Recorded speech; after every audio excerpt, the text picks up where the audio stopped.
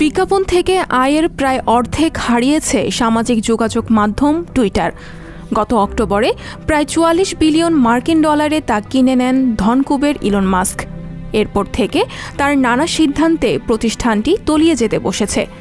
সম্প্রতি মাস্ক নিজেই টুইটারের এই দশার কথা প্রকাশ করেছেন।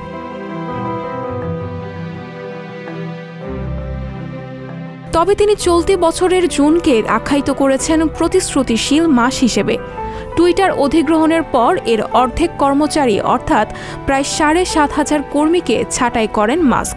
এর অজুহাত হিসেবে তিনি দেখান কোম্পানির ব্যয় কমানোকে।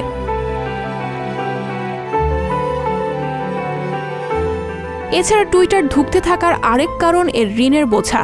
প্রায় ১৩ বিলিয়ন মার্কিন ডলার ঋণের বোঝা আছে টুইটারের, যা চাপ তৈরি করছে ইলন মাস্কের আরেক প্রতিষ্ঠিত ইলেকট্রিক গাড়ি নির্মাতা প্রতিষ্ঠান টেসলার ওপর।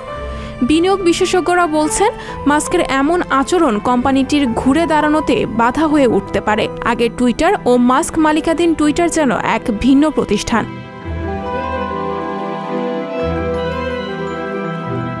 টুইটার সংশ্লিষ্ট সূত্র বলছে সামাজিক যোগাযোগ মাধ্যমটি এখন ভিডিও কন্টেন্ট নির্মাতা ও বাণিজ্যিক প্রতিষ্ঠানগুলো নিয়ে কাজ করবে। আগের টুইটারে প্রাধান্য পেত রাজনৈতিক ব্যক্তিত্ব, শোবিজ সেলিব্রিটি, সংবাদ ও মিডিয়া সংশ্লিষ্ট বিষয়গুলো। তবে তাতে কতটুকু ঘুরে দাঁড়াতে পারবে নতুন টুইটার, তা নিয়ে অনেকের সন্দেহ।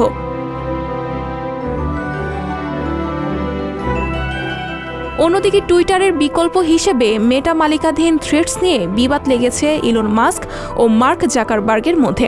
বিষয়টি আইন আদালত পর্যন্ত গড়াতে পারে।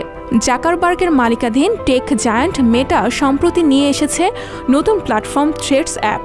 টুইটারের পরিপূরক হিসেবে অনেকে থ্রেডসকে বেছে নিয়েছেন। এর ব্যবহারকারীর সংখ্যা অল্প কদিনেই ৩ কোটি ছাড়িয়ে গেছে।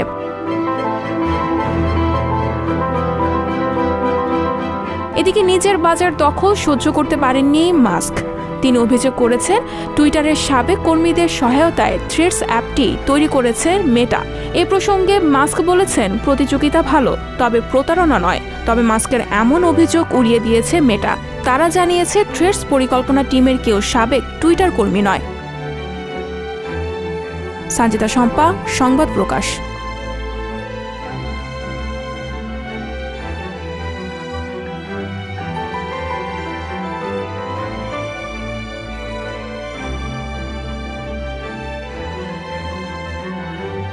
সংবাদ, ফিচার ও অনুষ্ঠানের জন্য ভিজিট করুন সংবাদ প্রকাশের ওয়েবসাইট এবং যুক্ত থাকুন ফেসবুক পেজ ও ইউটিউব চ্যানেলের সঙ্গে।